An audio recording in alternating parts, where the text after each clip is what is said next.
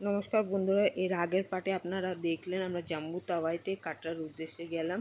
আমরা হোটেলে গিয়ে ফ্রেশ হয়ে খাওয়া দাওয়া করে রাত 12টার সময় আমরা মাতা রানীর উদ্দেশ্যে রওনা দিলাম। দেখুন আমাদের গলায় পার্চি কাটতে হয়েছে। পার্চি না কাটলে মাতা রানীর প্রবেশস্থানে আমাদেরকে অ্যালাউ করবে না, তাই আমরা লাইন দিয়ে পার্চি কেটে আমরা মাতা রানীর উদ্দেশ্যে রওনা দিলাম।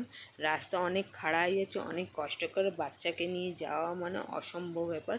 তাও আমরা গেছি, কিন্তু মেয়ে আমার ছোট সুকৃতি এখন অনেকই ছোট, 4 বছরের, ও অতটা হাঁটতে পারবে না।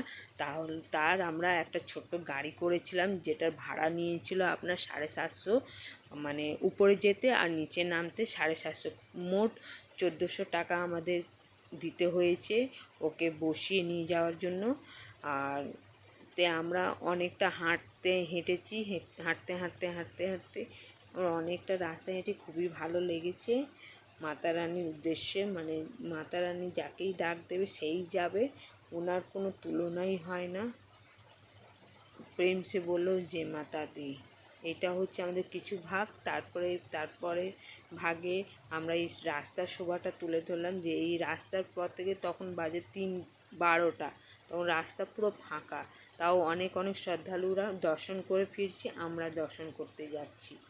অনেক কষ্ট হয়েছে, যাই হোক, কষ্ট করে গেলেই তো মাতা দর্শন দেবে। এটা সকালের সভা, আমরা হাঁটতে হাঁটতে একটু বসে বসে গেছি, তো ভোর হয়ে গেছিলো, খুব কষ্ট পেয়েছি, বাট মায়ের দর্শন পেয়ে সব ভুলে গেছি। দেখছেন কত শ্রদ্ধালুরা পুজো দিয়ে আসছে, আবার পুজো দিতে যাচ্ছে, আমরাও যাচ্ছি। আমাদের অনেক কষ্ট হচ্ছে, কিন্তু গেছি। এই হচ্ছে মায়ের স্থান, যেটা দূর থেকে অনেকই অপূর্ব দেখতে সুন্দর লাগছে। পাহাড়ের গায়ের মধ্যে মাতা রানী বিরাজমান হয়ে আছে, আপনারা দেখুন। যদি আমার ভিডিও ভালো লাগলে প্লিজ লাইক অ্যান্ড আমার চ্যানেলকে সাবস্ক্রাইব করবেন। এর পরের পার্টটা আবার আসতে চলেছে। এটা হচ্ছে শুধু জম্মু কাটরা, তারপরে আমাদের পরের ভিডিও হচ্ছে কাশ্মীরের হবে। সেটা অনেকই সৌন্দর্য, প্রাকৃতিক নেচার, আপনারা দেখলে বুঝতে পারবেন। সেই ভিডিও আবার আসতে চলেছে। এটা হচ্ছে বানগঙ্গা, যেখানে মাতা রানী বজরংবলীকে বান দিয়ে জল এনে বজরংবলী